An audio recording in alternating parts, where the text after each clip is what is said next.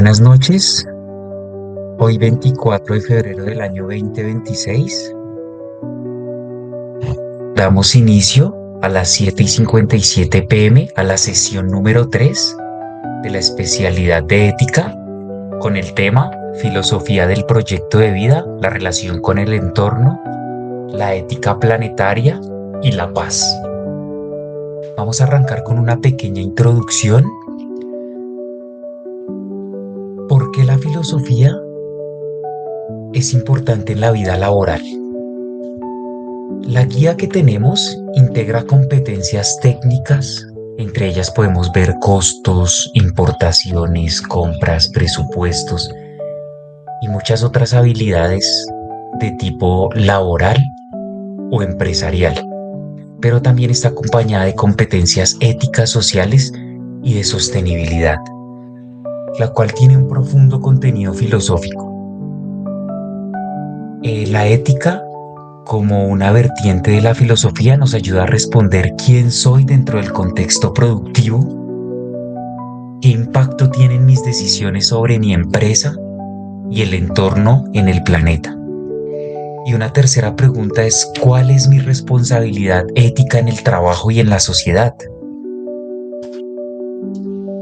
Algunos autores que vamos a trabajar en la noche de hoy, en el encuentro de hoy. Primero es Sócrates en cuanto al proyecto de vida, cuando habla sobre una vida que hay que examinar, una vida que hay que no solo vivirla, sino también analizarla. Aristóteles habla de la ética del carácter y el bien común, y hay un filósofo contemporáneo que se llama Jürgen Habermas que habla sobre la ética del diálogo, o la forma en la que me comunico o interactúo con las demás personas. En la primera actividad tenemos que desarrollar un proyecto de vida y cuál es el sentido que tiene ese proyecto.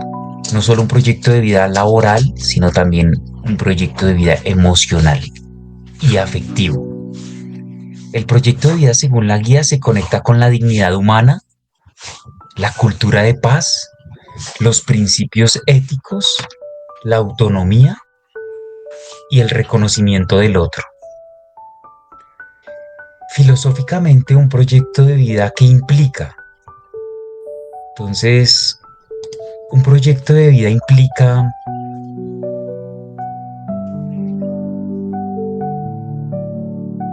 autoconocimiento,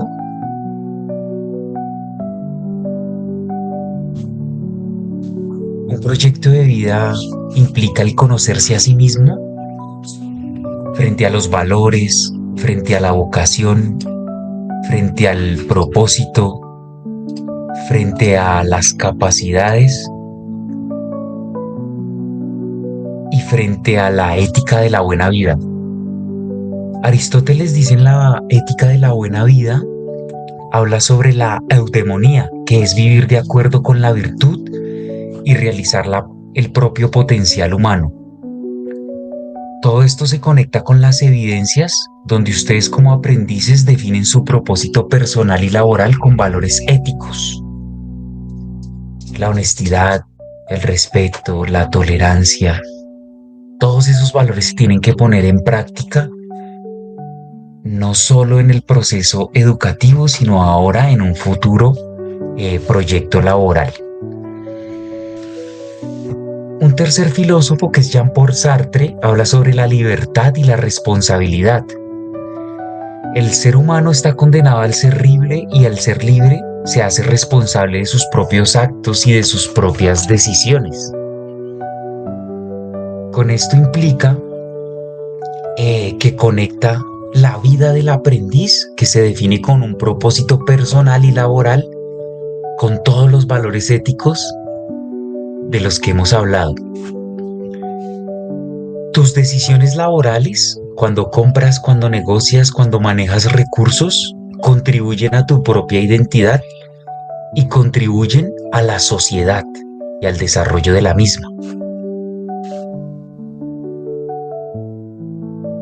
Otro de los filósofos que vamos a ver en este corto encuentro es Víctor Frank, quien habla que el proyecto de vida es una búsqueda del sentido de la vida y cómo le damos ese sentido a la vida misma. Cada persona necesita encontrar un para qué y esa pregunta la podemos dejar para cada uno de nosotros, ¿no? ¿Cuál es ese para qué?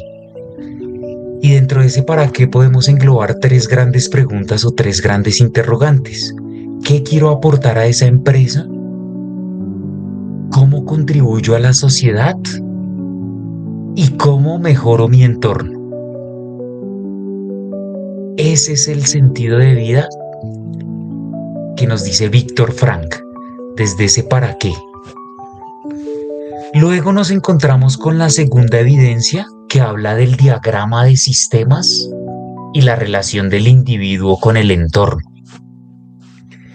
La guía plantea un diagrama de sistemas donde el aprendiz tiene que analizar cómo se relaciona con su familia, cómo el aprendiz se relaciona con su comunidad, cómo el aprendiz se relaciona con el trabajo, cómo el aprendiz se relaciona con el entorno social y cómo el aprendiz se relaciona con el medio ambiente. Y el problema filosófico profundo, hablamos desde la interdependencia. Dependemos de la familia, dependemos del trabajo, dependemos de la comunidad, dependemos de un entorno social y dependemos de un medio ambiente. Y aparece un filósofo que se llama Edgar Morin, y Edgar Morin habla del pensamiento sistémico. Nada existe aislado. Tu vida está entretejida con tu empresa, tu barrio, tu país, tu planeta, tu pareja, tu entorno. Por eso tenemos esta relación de interdependencia. Nuevamente aparece Aristóteles y dice que el ser humano es un ser social por naturaleza. Habla del son politicum.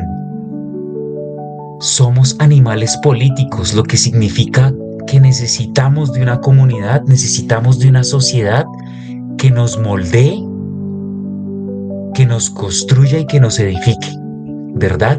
Eso es lo que nos hace políticos. Políticos no es votar, políticos no es elegir un representante, sino político es participar de la sociedad, participar de una comunidad, y esa comunidad nos construye y nos moldea. En un tercer apartado, para eso que llamamos el diagrama de sistemas y la relación del individuo con el entorno, aparece la ética del cuidado, que este tema es supremamente importante. Carol Gilligan, que es una filósofa, dice: todo ser humano está inmerso en redes de cuidado. Cuidar a los otros, hablemos de la familia, hablemos de nuestro núcleo más cercano. Cuidar el entorno, hablemos de la naturaleza como nuestra despensa natural, ¿verdad? Y el cuidado de sí mismo, que es tan importante. Lo que llamamos autoestima, autorreconocimiento. Entonces el diagrama de sistemas es la guía que refleja esa red de relaciones de interdependencia que tenemos los unos con los otros, ¿verdad? En un cuarto lugar aparece el Ubuntu, que es una filosofía africana que quisiera compartirles, que habla de yo soy porque nosotros somos. Y dice que la identidad se construye en comunidad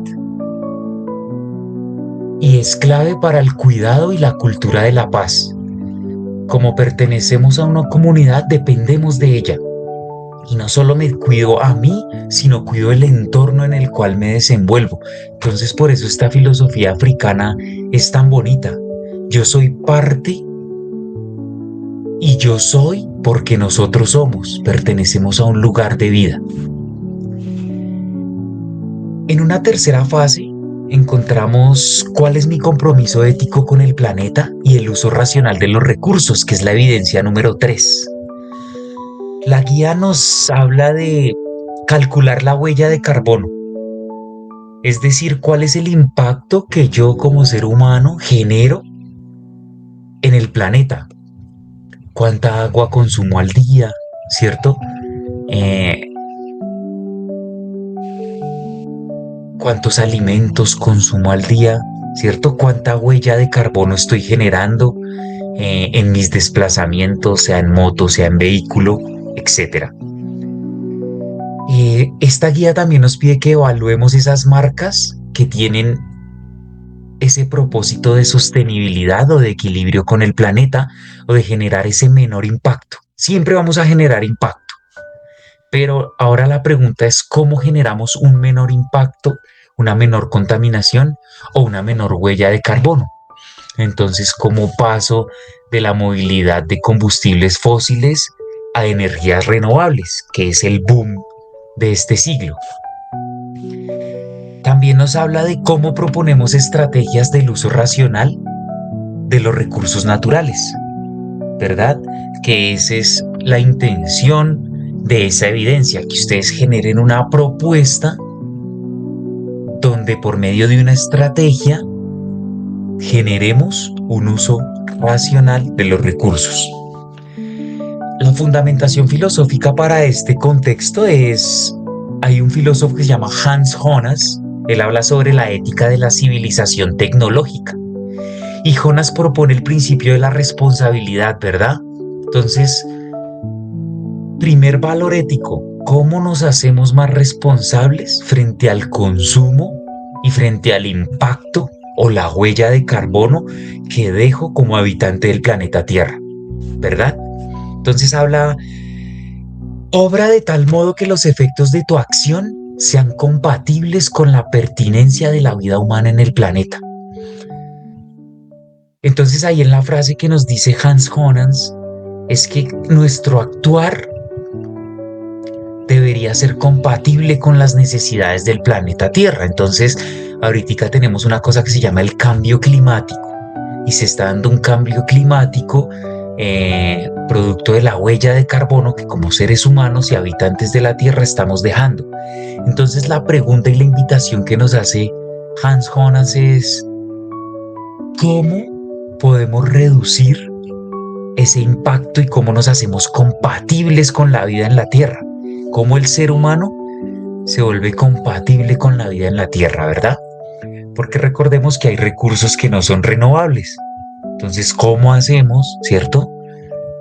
Para que esos recursos que no son renovables los podamos utilizar nosotros y nuestras próximas generaciones. Que esa es la gran pregunta. ¿Cómo se van a sostener nuestras próximas generaciones si algunos científicos afirman que, por ejemplo, el agua tiene caducidad, ¿sí? Se va a acabar el recurso vital que es el agua. Entonces, ¿cómo irán a ser nuestras próximas generaciones para poder utilizar estos recursos que denominamos no renovables? La calidad del aire, entre otros.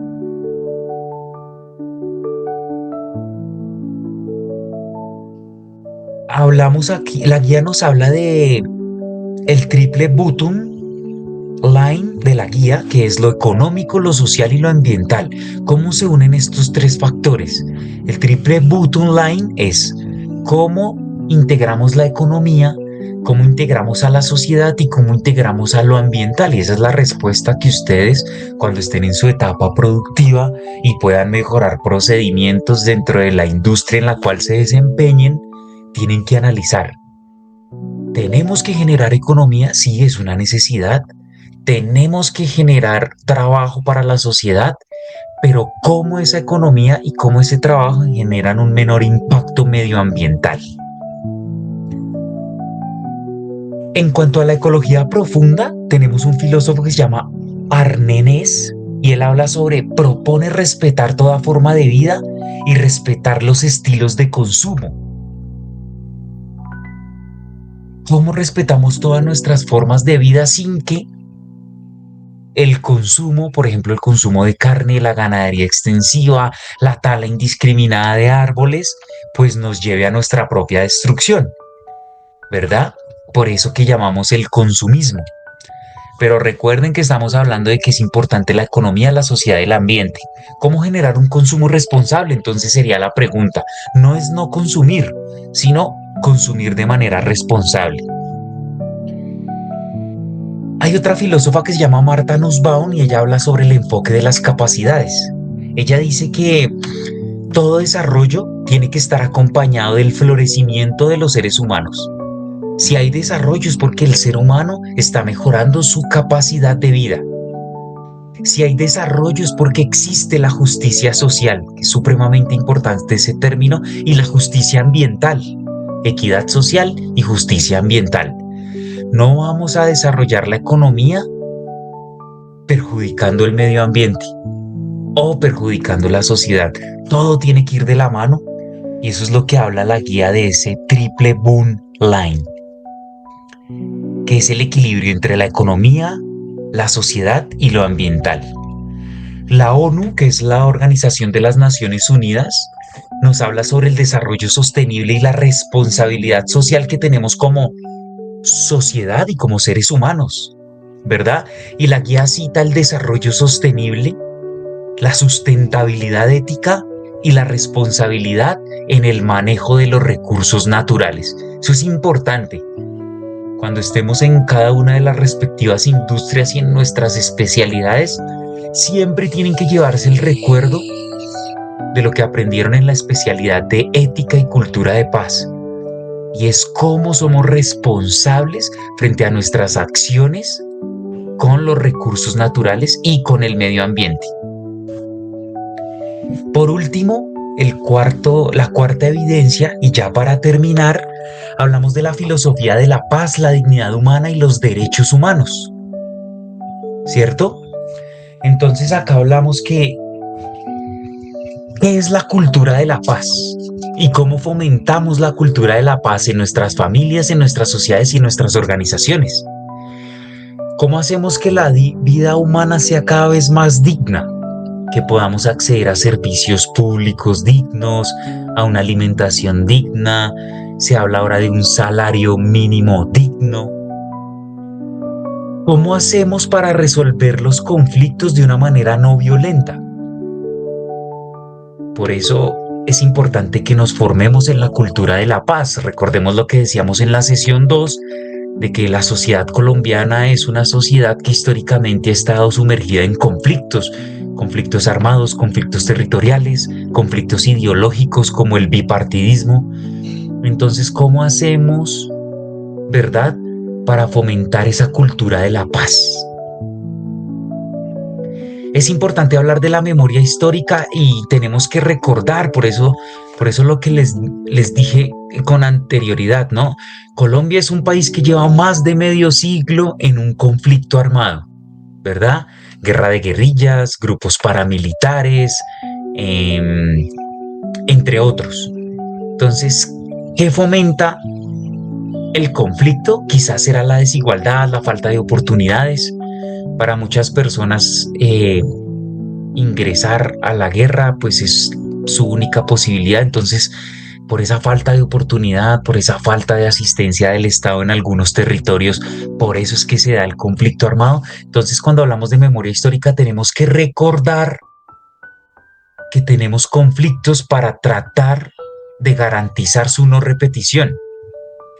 Se hablan de acuerdos de paz, ¿cierto? Para poder generar una cultura de la no violencia. Entonces, ¿cómo llegamos a esos acuerdos? Vamos a hablar entonces de esa cultura de la paz. Entonces, el primer filósofo que vamos a hablar hoy es Johann Gotthard Tung. Él es el padre de los estudios de la paz y él dice que hay que hacer una diferencia entre la paz negativa, que es la ausencia de violencia, y la paz positiva, que es la justicia social, la educación, la equidad, ¿verdad? Y ahí es donde podemos ver cuándo una paz se vuelve positiva. Si todos podemos acceder a justicia social, ¿verdad? Si todos podemos tener acceso a una educación igualitaria, gratuita y de calidad. Si todos tenemos trabajo, equidad, podemos acceder a la alimentación. Esa es una paz positiva. En la guía ustedes pueden encontrar que habla mucho sobre la paz positiva. Específicamente habla de la dignidad. Habla de una ciudadanía laboral, que es nuestro entorno. Recuerden que el SENA forma futuros trabajadores, ¿verdad? Emprendedores. Entonces por eso habla de una ciudadanía laboral, habla de una justicia social y habla de la defensa de los derechos, ¿sí? Esto de la cultura de paz es reconocerme como individuo, saber que tengo unos derechos, pero también tengo unos deberes y que eso se deben hacer respetar y cumplir. Por consiguiente, ¿no? Hay un filósofo muy bello que se llama Paulo Freire y él habla de la educación para la liberación. Estos momentos, estos encuentros, la educación nos libera del yugo de la esclavitud, de la ignorancia, primero que todo. Y la transformación hacia esa liberación inicia con el diálogo, ¿verdad? Inicia con un pensamiento crítico y con el reconocimiento del otro. Para poder hablar de cultura de paz, Paulo Freire nos invita a tener en cuenta esos tres factores determinantes: el diálogo, el pensamiento crítico y el reconocimiento del otro, para poder llegar a un acuerdo. Otro filósofo hindú supremamente importante se llama Amartya Sen. Él habla sobre el desarrollo de la libertad. No hay paz sin justicia. Colombia va a seguir sumergido en un conflicto si no hay justicia social, porque producto de esa desigualdad que hay es que se dan los conflictos, ¿verdad? Entonces, por eso Amartya Sen habla sobre las oportunidades se dan a través de la educación. Por medio de esto que hacemos, que es reunirnos a educarnos para ser futuros técnicos, tecnólogos o profesionales, estamos cerrando una brecha social entre ricos y pobres, y lo estamos logrando por medio de la educación y el acceso que la educación nos brinda hacia mejores oportunidades laborales y mejores oportunidades de vida. Uno de los filósofos que habla sobre la ética del otro o del respeto hacia el otro o reconocer el rostro del otro es Emmanuel Levinas. Él es filósofo y es sociólogo, y él dice que hay que mirar al otro significa reconocerlo como un igual. Y ese es el fundamento clave de la cultura de la paz. Todos somos iguales. Por eso, si el otro es un igual a mí, hablamos de negociación, de trabajo digno, de derechos laborales y de resolución pacífica de los conflictos. Acuérdense de Levinas cuando habla del otro como un igual. Y ya para terminar, en síntesis, todo lo que tuvimos que ver aprendido en este espacio habilitado para ética y cultura de paz y derechos es, primero, el proyecto de vida se basa en la búsqueda del sentido, el para qué, el por qué y el conocerme a mí mismo. El diagrama de sistemas se basa en la interdependencia. Recuerden que no estamos solos, dependemos de la familia, de la sociedad, del trabajo, del Estado. Por eso es una relación de interdependencia, del medio natural y de lo que él nos proporciona. Por eso hablamos del cuidado del planeta Tierra. Y en la cultura de la paz hablamos de la dignidad humana. ¿Cómo nos hacemos más dignos? Por medio de negociación, trabajo, derechos laborales, resolución pacífica de conflictos, justicia social, equidad, mayores oportunidades, entre otros.